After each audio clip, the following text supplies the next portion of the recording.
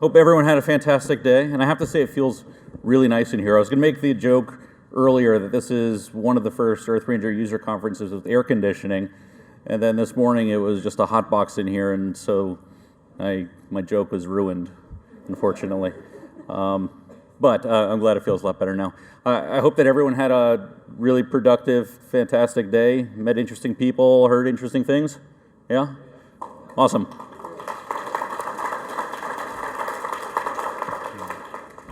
That's fantastic. Glad to hear it.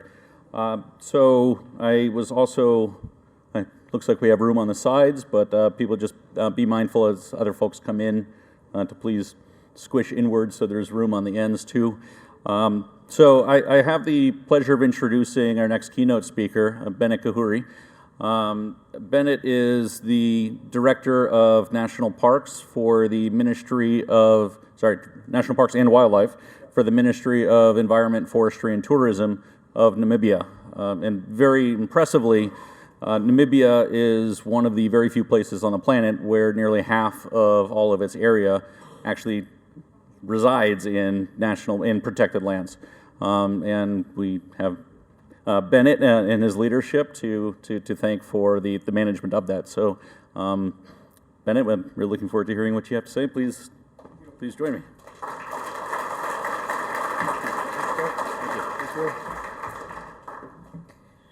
So, hello, good afternoon, everyone.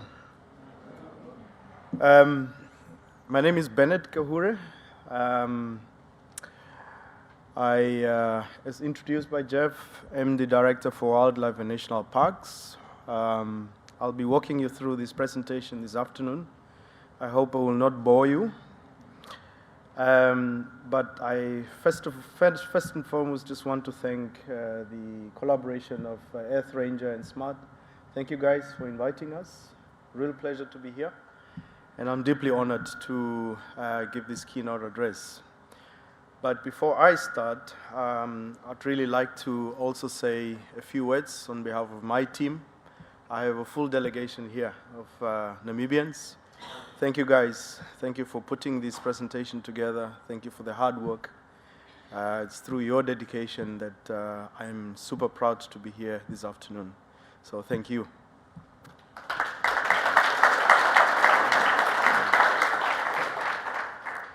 Ladies and gentlemen, esteemed colleagues and fellow conservationists, my name is Bennett Kahuure, and I'm the Director for Wildlife and National Parks in Namibia. I work for the Ministry of Environment, Forestry, and Tourism. Greetings from the land of the brave. I'm deeply honored to address you here today at the EarthRanger conference in Cape Town.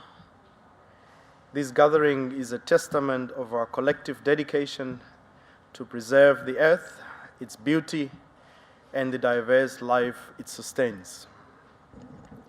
Thank you.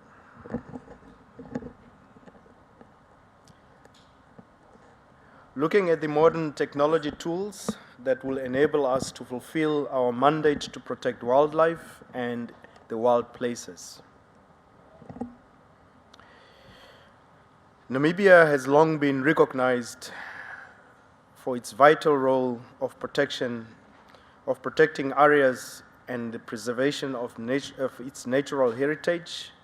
These areas are not just land expanses, they are also our national livelihood, lifeblood, and significantly contributes to Namibia's economy and the well-being of its citizens.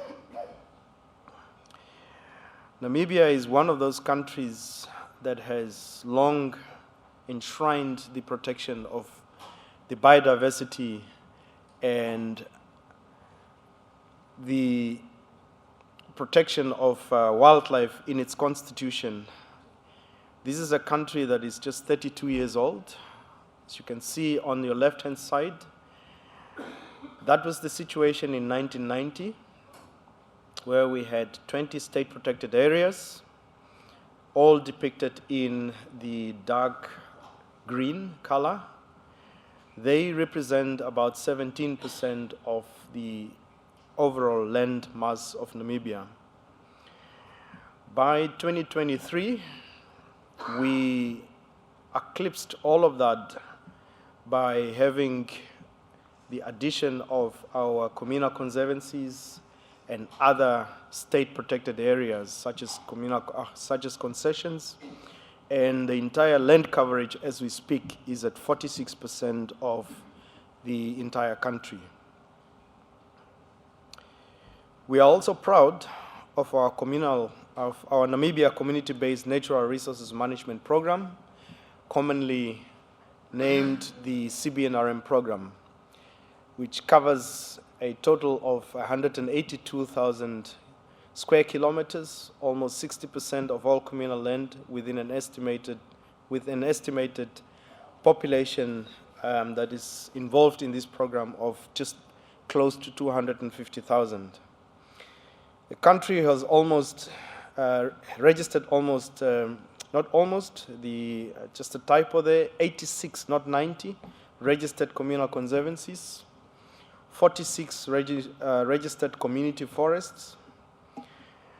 Our northeastern parks form part of the CASA TFCA, the biggest terrestrial transfrontier conservation area globally, and an area and are a crucial link to the movement of our wildlife. Here is some of our conservation highlights. Namibia's elephant population grew from a mere 7,600 to over 24,000 to date in 2023, and this is according to the latest CASA-wide aerial survey that was just been completed. Namibia has also seen the largest free-roaming population of black rhino, most of them on freehold communal conservancy land. The CBNRM program or system is our community-based natural resources management program, has empowered communities to benefit from wildlife and other natural resources from the beginning of 1990 to the end of 2022, or now currently in 2023. And this community conservation program contributed an estimated 13.4 billion Namibian dollars to its net national income, which is a significant contribution. However, having depicted all these achievements and successes, we also are faced with significant challenges, as it is with any other country that is involved in the wildlife conservation. Our challenges to our natural heritage are formidable. These threats include wildlife trafficking, poaching, human-wildlife conflict, habitat and landscape connectivity loss, mining, climate change, and the ever-looming drought, which threatens our conservation values and human well-beings as well. To tackle these, multi-pronged innovation and integrative solutions are necessary. We have an array of monitoring targets, from law enforcement to human-wildlife conflict, trophy hunting, and biodiversity. The wealth of data generated daily is staggering, and this necessitates innovative digital solutions. In our context, integrating technology and digitalization is not merely a choice, but an imperative. And we have recognized this by developing our national guidelines for monitoring, our park management plans, to name just a few. The global recognition of the need for significant improvements in data management and technology transfer, as seen in the Kunming-Montreal Global Biodiversity Framework, highlights the timeliness of our efforts. Our commitment to these targets further underscores our dedication to the strengthening of our capacity and technologies for monitoring and knowledge management. One cornerstone of ranger-based monitoring has been the adoption of the spatial monitoring and reporting tool, shortly SMART, across all our protected areas to replace the previously paper-based monitoring system that we've had. SMART, which is a global standard for enforcing, monitoring, and park management plans, is transforming our data collection and management systems significantly. And this drives our decision-making for conservation actions within the ministry, and it's done so effectively and efficiently. With the support of multiple partners, we have embarked on a journey to streamline our management and monitoring systems using SMART as an approach for the benefit of our parks, our wildlife, and our people. I'll just jump a few of these because they are repetitive, and we'll jump to what our vision is. We are hoping that by the year 2026, which is basically in 2 years' time, we will have adopted SMART as an approach to monitor all of our Namibian protected areas, sensitive and high-value species, wildlife species, our natural resource utilization, human-wildlife conflict, wildlife crime, to support the improved management and protection. In addition, our ministry will also strive to expand the implementation of SMART as an approach to the wider conservation environment, including communal conservancies, community forests, and so on, with the intention to combine and integrate the SMART approach with other capable and enhancing tools. We aim to use SMART for parks, human wildlife, law enforcement, trophy hunting, and species monitoring. We also hope to pursue the SMART Connect in all our protected areas and operational areas, whilst we are targeting to enable the simultaneous access to information and at all management levels, hence accelerating the speed and reporting and assist in the decision making, as I earlier said. We also will aid in the automated cross-conservation area analysis, automated generation of summary reports and alerts to aid management level, to achieve the integration of databases at all levels. I'll just jump through all these. So what have we learned?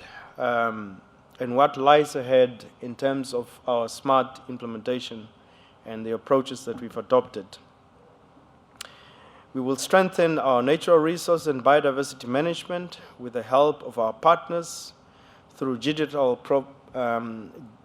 transformation, with the objective to do the following. The first aim is to digitalize and improve our data management systems for human wildlife conflict, law enforcement, trophy hunting, species management, and infrastructure monitoring. The second one is to expand and strengthen the implementation of Smart Connect across all the Namibian protected areas and conservation areas.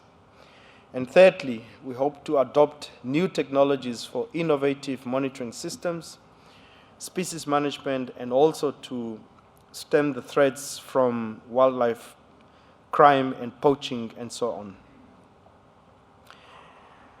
Guided by our strategic planning documents, such as the guidelines for monitoring, the park management plan, the revised national strategy for wildlife protection and law enforcement, our park security plans, and the MEFT National Smart Implementation Protocol, we will expand the digital transformation in our protected areas. For the digital transformation to work, we will have to invest as a ministry in the expansion of cost-effective, high-speed internet connectivity across all our national parks and conservation areas, and no doubt we will need to do this in partnership with our trusted supporters and partners. We recognize that new technologies for monitoring ecosystems, species, and the looming threats can help us, but these cannot be introduced sustainably without proper planning, capacity building, and an integration of these technologies with sound conservation and management practices. So what are the key lessons that we've learned in the Namibian journey? It is paramount that the entire digital transformation is fully driven and owned by the beneficiary, in this case, the Ministry of Environment, Forestry and Tourism. These new technologies can help us to improve and transform our management of conservation areas, values, and to stem the threats. We need to align and reform our management practices to make optimal use of conservation technologies and tools. We need to foster human capacity and the promotion of a culture shift towards digitalization. We need to invest time and effort in the empowerment of our staff and conservation partners to use these new technologies.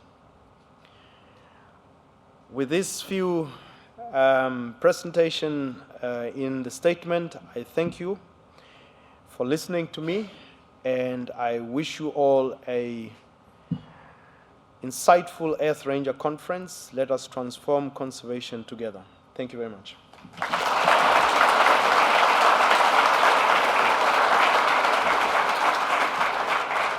Thank you, Jeff. Thank you so much, Bennett. And with that, that concludes the official agenda for the first day of the conference. But of course, the unofficial agenda continues until roughly 1 or 2 in the morning, depending on who you talk to.